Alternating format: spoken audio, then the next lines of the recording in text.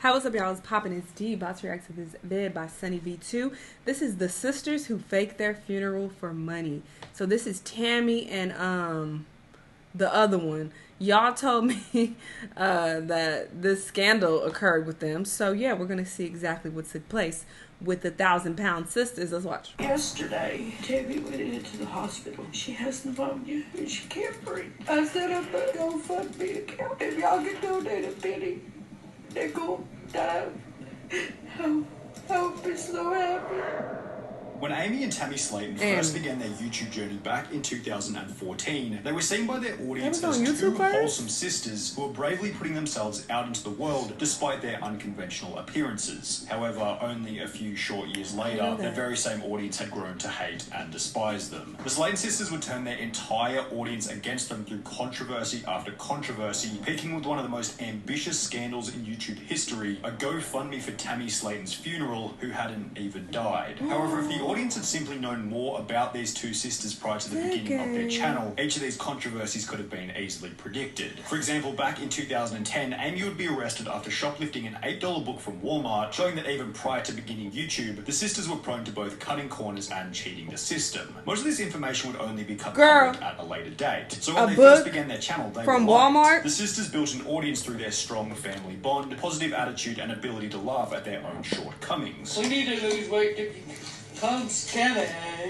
We don't care if you don't like us, we're fat and we love it. They weren't exactly the sharpest tools in the shed, but people appreciated their authenticity. I want to say, hey, I'm fat. But don't you call me fat. Why would I want you to call me fat if we trying to be in a relationship? Come on now, use your brain. And the fact that they were kind of doing YouTube for themselves, it didn't seem like they were trying to impress anyone. I've heard a lot of overweight people say that they don't mind being called fat. They're like, I am fat. That's like calling a tall person tall and a short person short. Like, what are we talking about? Obviously, if you like, you trifling ass, fat ass bitch, then that's a different story. But if you just are referring to them to describe them and saying that, oh, the fat chicks from you know, it's just a descriptive term. I have heard people who are really, really overweight, they said they don't mind because they are fat. When a girl isn't afraid to be herself, I applaud you. Finally, a real person doing a review. Love it. Keep them coming. I love her so much. She always has such a positive, fun, relaxing vibe. But most people, they do it to be rude. Let's be clear. After posting a video titled Chubby Bunny Challenge, which had gone to gain a view count in the millions. However, when examining the video's thumbnail and dislike ratio, it was pretty obvious that it had gone viral as a result of people watching to laugh at their physical appearances.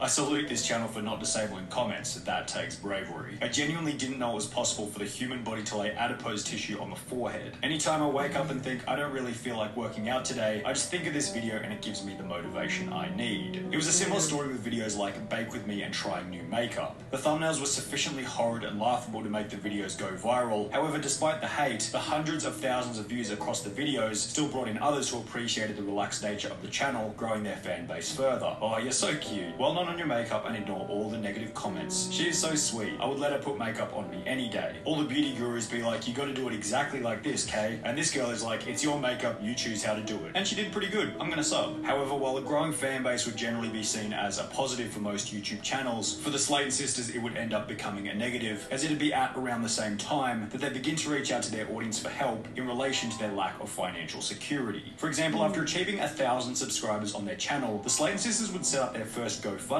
requesting that their audience help them buy an Apple MacBook with the goal of increasing the quality of their videos. Now, most of their audience felt as though there was nothing wrong with this proposal. The audience sends a bit of money through, the sisters get a new laptop, and in return the audience gets a higher average video quality, which is seemingly a win-win for both parties. However, on the contrary, some of her viewers felt as though the Slayton sisters were abusing their power as YouTubers in comments such as, delete this, you are going to lose all your subscribers. You're a pathetic lowlife that needs to get off your ass and get a damn job like the rest of us instead of mooching off of us. You are disgusting. And if I were you, thank God I am not. I couldn't wake up in the mornings. Ruby, chill out, Ruby. Shift the blame from herself, stating that her friend was the one who suggested that she make the GoFundMe. Ruby mad, she gotta work every day. Very lightly.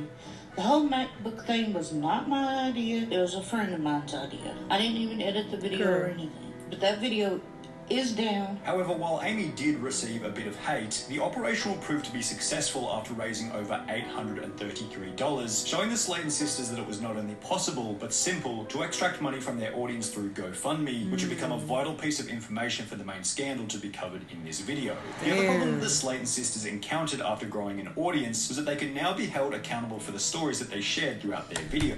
I'm sure I just made a face. But that is because of the spit. I don't like people having like hella spit, like those spit lines when they talk, and that's what she just has, so that's why I made the face.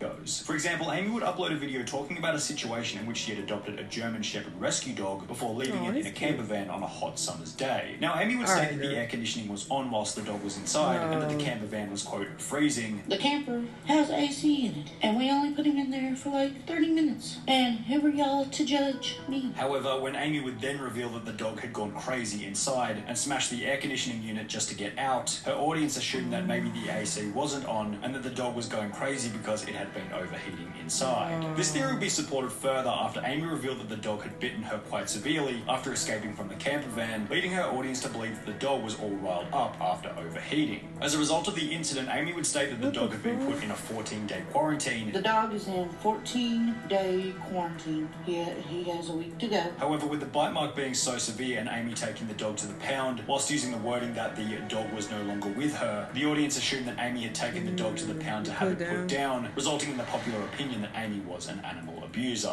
I can't imagine this woman owning a German Shepherd. Shepherds need tons of activity both physically and mentally. She couldn't even take care of herself, let alone such a strong and intelligent breed. I'm sorry, but I highly doubt she ran after the German Shepherd. You need to be relatively active to own a dog like a German Shepherd, and you need to be trained to be able to take care of an abused large dog. The sentiment will become even worse when, at a later date, Tammy would upload a video talking about the celebration of her birthday at a gaming arcade, mentioning in passing that she felt sorry for their other dog a little bit, who had been left in the hot car whilst they were inside playing games. I feel bad for her a little bit because she sat outside in the hot car while we were having fun. But I did, while we were at getting something to eat, I did get a little bit some ice water. So I thought about it, at least. Amy said I was going to get her some water. What a selfish, disgusting bunch of people these three are. Poor, poor little dog. I'm surprised Little Bit is still alive. These events did a pretty good job of destroying the Slayton sisters' reputation. However, as you might assume, it was only going to get worse from there on out, as Amy would find herself in yet another controversy after going on a date with a 19-year-old autistic kid at a local McDonald's. Y'all know that I had the worst night ever Friday, and it was a horrible night. It started off good. We met each other. Well, it wasn't the first time we met.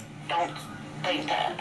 I'm not that type of person. As mentioned, in the beginning the date seemed to have been going well, to the extent that Amy and her date decided to book a hotel so they could go and get frisky together, at which point things would start to head in a negative direction. After McDonald's? To a hotel room. Then I finally got up and started loving on him. I was trying to give him a hickey because he was a virgin and he never had a hickey before. So I was giving him a hickey and he was like, quit biting me. And I'm like, I'm not biting you. And he was like, yeah, you are. So I bit him. After biting her date and assumably scaring him off during the intimate moment, he would take to Facebook, posting a status written in an ancient hillbilly dialect, which will receive a response from Amy about Wait. If a guy tells a woman he don't like something, it fucking means stop. Sorry, I don't know why I'm trying. That accent just naturally started. Anyway, all that shit you don't like, just like I told this bitch. I'm filling in the blanks, I'm assuming. This is what he's saying. I don't like biting, but what does she... why am I sounding country? So she continues to like, damn, I said stop, bitch. All the stupid psychotic shit. If I don't say I love you back, I don't love you. Especially if you keep saying it over and over again. Fuck, I hate that. Fuck you, Jerry, with your small ass dick. Go get a life. You know of his penis. Following this, Amy would go on to upload her video discussing the night, where she would completely dox the guy in the comment section with his Facebook page and telephone number, after which he would be harassed by Amy's YouTube audience. In somewhat of a hilarious act of karma, Amy would then go on to get into another relationship, which would ultimately end in separation after Amy's YouTube audience decided to get involved. I hope y'all guys are happy. David just broke up with me because everybody was harassing. Now y'all see why I don't tell people who we're dating. Because y'all bully and harassing. And then he dumps And while this would mark the end of Amy and Tammy's reputational-based scandals, it would ironically mark the beginning of what would be many financial controversies, beginning when their audience discovered that the sisters had been receiving government assistance in a video titled Amy's Toxoplasmosis. Amy would explain that as a result of being legally blind, she had been receiving social security payments. I'm not on disability for my weight. I'm on disability because of my eyesight. It would then be revealed later that Tammy was also receiving disability payments for her morbid obesity, which would result in backlash from her audience, stating that they were rorting the system by receiving money from both the government and their job as YouTubers. In addition to receiving money from these two sources, they also began to make money from selling merch, before many would claim that this was also a scam. The merch site was suspicious from the very beginning and read as follows. If you purchase Tammy's merch, you'll be added to a private group chat with Tammy. To purchase, head over to the donate section and donate the appropriate amount, $35 for t-shirts, $50 for hoodies, then head to the contact section and email us with the email you used to make the purchase. What the fuck is the this, reason that girl? the Slayton sisters requested for purchasers to donate the appropriate amount became pretty obvious. They're definitely scamming the tax system and sliding money to Tammy so she can stay on disability from what it seems. I support a good side hustle, but this one is super shady. What the hell kind of sketchy ass website is this? I just donate my money and hope to God I get something in return? No tracking or proof of purchase? Refunds? No thank you. This feels like a way to scam the IRS somehow. I didn't sell anything, people donated. It got worse when fans would come to realise that the sisters hadn't been paying the artists who had completed the designs for the merch. A representative for Tammy would take to Instagram stating, all people who make artwork don't ask to get paid, but to simply get a follow or noticed by Tammy. Most of the artwork on the website right now was designed by @blank, our website designer, and @blank again. However, apparently this wasn't the arrangement made with the artists. In an article written about the scam by Shanell, damn, that was involved in a lot. at least one artist has claimed they requested their art not be used without payment and have since been blocked and have had their artwork misattributed to someone else. This artist would take to Instagram in a post reading, I wasn't being unfair at all, just saying how my artwork is being passed off as someone else's when I spent time doing it and I've now been blocked yet my design is still up on your website, not really fair at all. All I wanted was credit for it, that's all. As a result of this scandal, Tammy's TikTok with over 1 million followers on which she had promoted her merch will be permanently banned. However, this still doesn't make it the most notorious controversy in the Slayton sisters' history, bringing us to the infamous funeral scam. It began when Tammy, who was the heavier of the two sisters, fell over in the bathroom before waking up the following day without the ability to breathe. I woke up and I couldn't breathe. Like that. Like I really couldn't breathe. And after being rushed to hospital, it will be discovered that Tammy had contracted pneumonia.